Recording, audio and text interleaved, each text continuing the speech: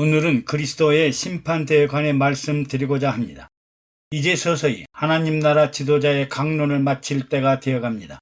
그동안 많은 관심과 애정을 가지고 보이지 않는 곳에서 유튜브 방송을 애청해 주신 분들께 감사를 드립니다. 비록 구독과 좋아요에 인색하셨지만 저로서는 여기까지 이르도록 하신 여러분들의 관심과 사랑에 깊은 감사를 보냅니다. 여러분 감사합니다 하고 부르짖고 싶습니다. 이 책을 쓰게 된 동기도 요즘처럼 이단성, 사이비성 세력들이 증가하고 그리스도를 대적하는 적그리스도 세력들이 극성스럽게 활동하고 있어 예수 그리스도를 향한 가장 근본적이고 기초적인 본질을 전파하고 싶었습니다. 사실 하나님께서 태초부터 선택한 성민들인 유대인들조차도 영혼을 잘 모를 뿐 아니라 구세주 예수 그리스도를 인정하지 않고 부인하며 십자가와 부활과 영생천국에 무지한 사람들임을 감안할 때 오늘날 믿는 이방인들은 얼마나 힘들겠습니까? 이를 단적으로 표현하신 말씀이 사마리아 여자에게 여자여 내 말을 믿으라. 이 산에서도 말고 저 산에서도 말고 예루살렘에서도 말고 너희가 아버지께 예배할 때가 이르리라고 하시면서 예배의 대상과 장소 그리고 시기에 관해 명확하게 말씀해 주셨습니다. 또 요즘처럼 신앙에 관해 자기 주체 사상이 강하신 분들이 지금까지 지켜왔던 자신의 신앙과 믿음과 확신을 부인할 수 없어 너나 잘하세요 또는 그러면 당신은 다른 행실을 하느냐 하고 핍박하고 거부하는 일들이 많습니다. 회개하고 돌아서서 십자가 앞으로 주님 앞으로 하나님 앞으로 달려가야 하는데 정말 아쉽습니다. 그러나 낙심하지 말아야 할 일은 예수 그리스도를 보면 하나님의 아들이 육신을 입고 오셔서 하나님과 하나님 나라를 증거하고 십자가에 죽으시고 부활하셔서 하나님 보호자 우편에 앉으셔서 성령을 물붓듯이 부어주셨는데도 유대인들은 지금도 예수를 핍박하고 거부하고 저주를 하고 있잖아요. 믿는 자 여러분, 세상에서 핍박을 당하고 멸시당하고 무시를 당하고 왕따를 당하더라도 우리가 가야 할 길은 진리와 생명과 영원히 살아있는 길을 가야 하지 않겠습니까? 그래서 현실 세상에서 교회 생활을 하면서 예수 그리스도의 은혜로 생활의 축복과 육체의 건강과 영혼의 축복을 누리고 살고 있으므로 우리는 반드시 언젠가는 주님의 심판대, 그리스도의 심판대 앞에 서게 됩니다. 하나님도 예수님도 성령님도 천사들도 가져보지 못한 육체가 성령을 따라 얼마나 많은 열매나 결실을 맺었는지 회개하고 결산하는 날이 다가올 것입니다. 우리들의 행위와 행실과 행함을 매 순간 매 시간마다 옳다 인정받을 수 없고 심판받을 수 없으므로 성부 하나님과 달리 성자 하나님은 그리스도의 심판대 앞에 설 때까지 심판을 보류, 유보, 유예하였음을 명심해야 합니다. 그리고 심판이 유보되었고 또 천국이 있을지 없을지도 모르는데 이 땅에서 잘 먹고 잘 입고 잘 살고 부귀 공명 권세의 영광을 누리며 자유와 해방을 얻었다고 마음대로 살아도 되는 것이 아니라 마지막 심판대에 이를 때가 반드시 올 텐데 그때는 영원히 불타는 불못에 무저갱이 속에 들어갈 자도 있고 주님 품에 안겨 낙원에 들어갈 사람들도 있습니다. 우리는 누가복음 16장에 부자와 나사로를 묵상해 보면 부자와 나사로가 모두 아브라함의 자손 즉 하나님의 성민이요 선민이고 오늘날 믿음의 사람들입니다. 그런데 거지 나사로는 죽어 천사들에게 받들려 아브라함 품에 들어가고 부자는 죽어 음부에서 고통을 당하게 되었습니다. 누구는 천국에 들어가고 누구는 음부에 들어갑니다. 거지 나사로는 누구이며 부자는 누구인가요? 거지 나사로는 전대받고 학대받고 무시당하고 멸시당하는 경멸의 대상이요 온몸이 만신창이가 되어 문둥병자처럼 헐대로 헐고 개나 강아지들만이 친구가 된 소외된 자요 더럽고 추하고 격리하고 싶은 대상이었잖아요. 그런데 죽어 천사들과 함께 아브람 품에 안겼습니다. 반면에 부자는 좋은 옷을 입고 날마다 호화로운 잔치를 베풀며 호의호식하며 모두에게 인정받으며 기쁘고 즐겁고 평안하게 살았는데 누가 이 부자가 지옥 음부에 들어갈 줄 알았겠습니까?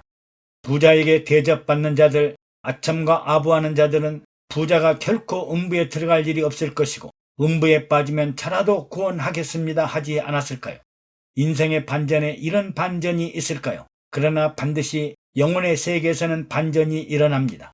예수 그리스도의 심판대 앞에 섰을 때 주님 품에 안기면서 잘하였도다 착하고 충성된 종이라는 칭찬을 받을 자가 있는가 하면 악하고 게으른 종이라고 책망받으며 있는 것까지 모두 빼앗기는 자가 있을 것입니다. 아브라함은 부자에게 너는 세상에서 살았을 때 내 좋은 것을 다 받았고 나사로는 고난을 받았으니 여기서 위로를 받지만 너는 영원한 불꽃 가운데서 고난을 당하느니라고 하십니다. 혹시 교단 증경 총회장이셨습니까? 대형교회에서 대접받는 목사님이셨습니까? 혹시 별 볼 일 없는 지방회장이라도 하셨습니까? 혹시 교세를 빙자하여 유세를 부리지 않으셨나요? 언젠가 국민일보가 이 시대에 절실하게 회개해야 할 일들에 관해 교계 대표자들을 모시고 특별 대담을 실시했습니다. 아마도 여러분들은 이 기사가 기억에도 없을 것입니다. 성령 운동을 하시는 여의도 순복음교회 조영기 목사님은 나는 예수 그리스도의 값지고 보배로운 보혈의 은혜를 너무 값없이 헐값으로 전파해서 교회는 세계적인 교회가 되었으나 성도들의 신앙의 결실이 부족했음을 시인합니다 라고 했습니다. 이에 장로교 통합 측을 대표하는 김창인 목사님은 나는 교단에 후원금을 많이 기여했다는 생각에 교단을 너무 좌지우지했던 일이 마음 아픕니다라고 했습니다. 또 KNCC를 대표하는 강원용 목사님은 저는 기독교적인 사회운동을 너무 버리다 보니 영혼 구원의 복음주의를 일탈한 생각이 듭니다라고 회개했습니다. 나는 이 세 분 목사님들의 진심 어린 회개가 목회하는 동안 내내 내 심장과 마음을 떠나지 않았으며 하나님 나라 지도자 신앙 강좌도 이를 바탕으로 하고 있습니다. 여러분, 이 훌륭한 목사님들의 진심 어린 회개의 목소리를 듣고도 들리지 않는다면 여러분은 귀가 있어도 귀를 막고 있거나 영적인 귀머거리와 다를 바가 없습니다. 아무런 생각도 마음도 들지 않았다면 이미 마음과 심장을 콘크리트같이 단단하고 굳센 아집과 고집 속에 파묻은 사람들입니다. 우리가 그리스도 심판대 앞에 섰을 때 우리는 무엇라고 말할까요? 베드로가 밤새도록 고기 한 마리 잡지 못했으나 말씀에 의지하여 깊은 데로 가서 그물을 내리자 그물이 찢어지도록 고기를 잡자 주님을 향해 나를 떠나소서 나는 죄인이로소이다 하고 무릎을 꿇고 고백했던 것처럼 나는 죄인이로소이다 하고 자백하는 베드로와 같은 심정이어야 할 것입니다. 로마서 14장 10절에서 12절은 우리가 다 하나님의 심판대 앞에 서리라 기록되었으되 주께서 가라사대 모든 무릎이 내게 꿇을 것이요 모든 혀가 하나님께 자백하리라 하였느니라. 이러므로 우리 각인이 자기 일을 하나님께 짓고 하리라고 합니다. 또 고린도후서 5장 10절은 이는 우리가 다 반드시 그리스도 심판대 앞에 나타나게 되어 각각 선악간에 그 몸으로 행한 것을 따라 받으려 함이라고 말합니다. 나는 그리스도 심판대 앞에 이르러 주님을 만났을 때 무엇라고 말할까를 생각해 봅니다. 바리새인들처럼 당당한 모습일까? 아니면 부끄러운 모습일까? 거짓말도 변명도 통하지 않을 것입니다. 나를 불쌍히 여기소서. 세상에서 은혜를 받고 살았으나 형제를 사랑하고 용서하지 못했으며 주님 뜻대로 영광 돌리지 못하고 어리석게 살다가 빈손으로 왔습니다 하고 직고할 것입니다. 여러분, 우리가 주님의 심판대 앞에 섰을 때는 우리는 스스로 자기 죄를 직고하게 될 것입니다. 주님이 한 영혼 한 영혼 모두를 판단하고 깨우치려고 하시기 전에 우리는 자기 스스로 자기 행실을 고백하게 될 것입니다. 이런 면에서 잔다르크 영화를 기회가 있으시면 꼭 보시기 바랍니다. 화영장으로 사라지기 전에 주님이 찾아오셔서 잔다르크를 이해시키고 회개하도록 합니다. 우리는 성령님께서 각자의 마음속에 회개하는 마음을 주실 것입니다. 여러분, 고난의 선지자 욥이 어떻게 회개하였는지 알아볼까요? 욥은 세 친구들의 조언보다 욥기 32장 이후로 람족속 부스사람 바라겔의 아들 엘리후가 나타나 내가 하나님보다 의롭다 하겠는가 하고 욥에게 화를 내면서 책망합니다.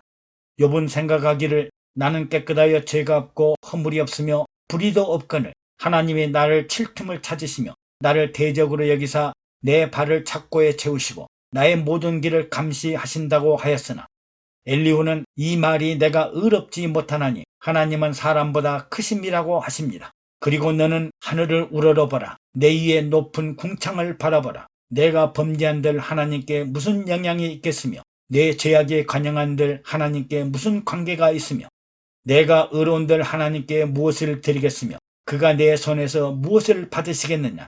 내 악은 너와 같은 사람이나 해야 할 뿐이요 내 의는 인생이나 유익하게 할 따름이니라고 하고 욥의 스스로 의롭다함을 책망하고 깨닫게 하십니다. 이에 욥은 내가 주께 대하여 귀로 듣기만 하였사더니 이제는 눈으로 주를 배움나이다. 그러므로 내가 스스로 하나고 특별과 제 가운데서 회개하나이다 하고 철저하게 자기 죄를 자백하게 됩니다. 우리는 주님의 심판대를 말하려면 생명록과 행위록을 말하지 않을 수 없습니다. 또 내가 보니 죽은 자들이 물은 대서하고 그 보호자 앞에 섰는데 책들이 펴있고 또 다른 책이 펴졌으니 곧 생명책이라. 죽은 자들이 자기 행위를 따라 책들에 기록된 대로 심판을 받으니 바다가 그 가운데서 죽은 자들을 내어주고 또 사망과 음부도 그 가운데서 죽은 자들을 내어주며 각 사람이 자기의 행위대로 심판을 받고 사망과 음부도 불못에 던지우니 이것이 둘째 사망 곧 불못이라. 누구든지 생명책에 기록되지 못한 자는 불못에 던지우더라. 생명록은 천국에 입국하는 여권과 비자와 같습니다. 누구든지 주의 이름을 부르는 자는 구원을 얻어 천국에 입국할 여권과 비자를 얻었습니다. 그리고 행위록에 기록된 대로 심판을 받게 됩니다. 생명록은 그리스도의 은혜로 천국 문이 열려 있으나 행위록에 대해서는 살아생전에 이 땅에서 육체를 통해 성령으로 얼마나 많은 열매와 결실을 맺었는가를 심판하여 24장로 반열에 오를 자도 있으며 상급과 멸류관을 얻고 그리스도의 신부가 될 자들도 있습니다. 청함을 받은 자는 많으나 택함을 입은 자는 적으니라는 말씀을 기억해야겠습니다. 또 내가 보좌들을 보니 거기 앉은 자들이 있어 심판하는 권세를 받았더라. 또 내가 보니 예수의 증거와 하나님의 말씀을 인하여 목배임을 받은 자의 영혼들과 또 짐승과 그의 우상에게 경배하지도 아니하고 이마와 전에 그의 표를 받지도 아니한 자들이 살아서 그리스도로 더불어 1000년 동안 왕노릇하니 주님의 심판대 앞에 이르렀을 때 이 땅에서 순교당한 자들과 우상 숭배하지 않는 자들과 이마와 손에 아무런 표를 받지 않는 자들이 오면 주님이 달려나와서 영접하실 것입니다.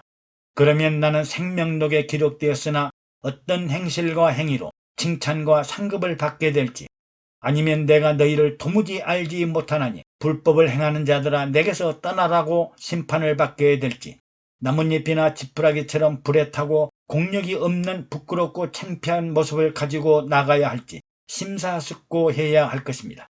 우리는 심판대에 이르기 전에 서서히 반성문을 준비해야 하지 않을까요? 미리 반성문을 준비합시다.